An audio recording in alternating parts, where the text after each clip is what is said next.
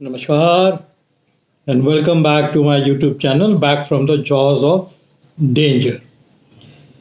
मैंने अपने कई वीडियोस में पहले ये डाला था कि कई टाइगर रिजर्व में वहाँ के ऑफिसर्स, वहाँ के पॉलिटिशियंस के साथ मिलके बहुत हेरा फेरी हो रही है, गड़बड़ी हो रही है जंगलों के अंदर। चाहे वो आप कहिए कि अंदर का कंस्ट्रक्शन जो हो रहा है उसकी परमिशन देने के लिए, रिसोर्ट्स के लिए, या फिर लकड़ियों के काटने के लिए। कहीं ना कहीं जो बात खुल के नहीं आ रही थी उसके बारे में इंडिया टुडे की आज एक रिपोर्ट आई है। एडवोकेट यानी जो एक लॉयर हैं गौरव बंसल, जो एक वाइल्ड लाइफ एक्टिविस्ट भी हैं, उन्होंने हाई कोर्ट में ये रिट दिया था और ये सब बातें मेंशन की थी कि उत्तराखंड के जो फॉरेस्ट मंत्री हैं हरक सिंह रावत और former divisional forest officer Kishan Chand मिलकर पार्टनरशिप में कई ऐसी चीज़ें कर रहे थे जो जंगलों के अंदर मना है। इसके पहले उनको कई बार वार्निंग भी शायद किसी ने दी थी, बट मंत्री जी ने किसी की बात नहीं सुनी।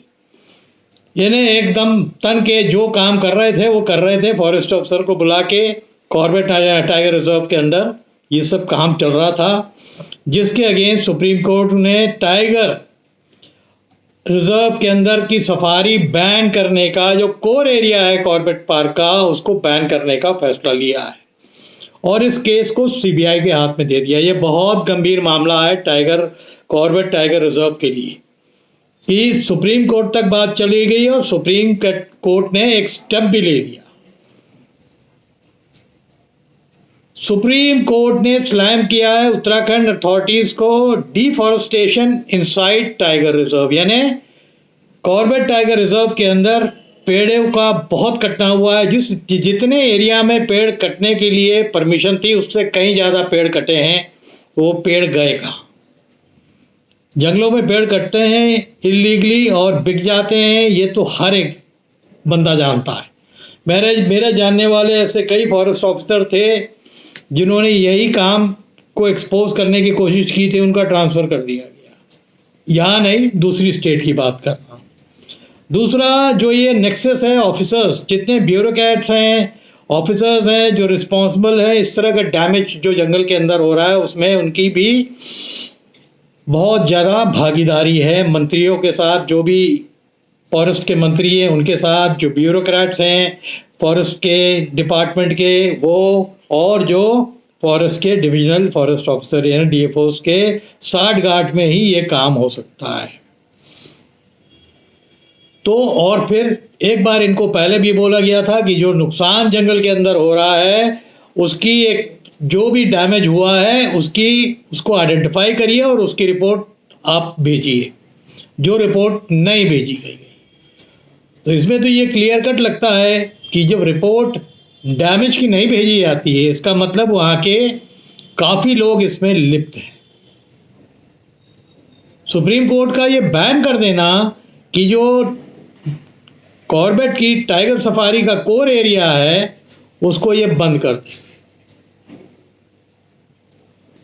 क्योंकि सफारी करने वाले ऐसे बहुत से लोग आते हैं जो कॉर्बेट के इर्द गिर्द ज़मीनें देखते हैं और इसलिए देखते हैं कि जो फॉरेस्ट एरिया के थोड़ा सा सटी हो और फॉरेस्ट डिपार्टमेंट के अंडर में ना आती हो, जहाँ वो रिसोर्ट बना लें, चाहे उससे जानवर को या कोर एरिया में उसको नुकसान हो रहा हो।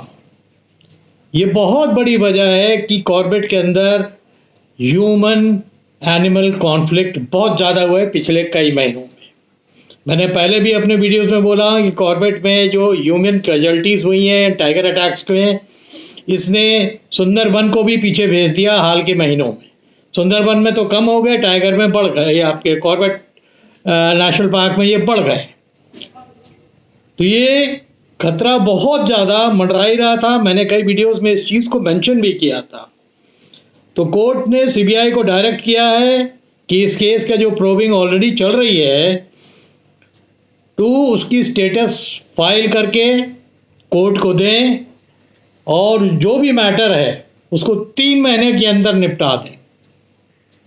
तो 3 महीने के अंदर सीबीआई जो भी रिपोर्ट कोर्ट में जमा करेगी उससे ये पुख्ता हो जाएगा कि ऐसे कार्यों में किन किन लोगों का हाथ है। क्या सिर्फ मंत्री हैं? ऐसा कभी नहीं होता है। जब मंत्री हैं तो उसके साथ में ब्यूरोक्रेट्स भी होंगे, फॉरेस्ट ऑफिसर्स भी होंगे, लोकल लोग भी होंगे जो उनको हेल्प कर रहे होंगे, फॉरेस्ट का स्टाफ भी होगा जो उनको हेल्प कर रहा होगा। और ये एक बहुत बड़ा, बहुत बैड एग्जाम्पल है एक इतने बड़े टाइगर रिजर्व। कॉर्बेट का जो डिसएडवांटेज है वो बहुत बड़ा एरिया है, उसमें बहुत से जोन्स हैं और ये बहुत बड़ा नुकसान हो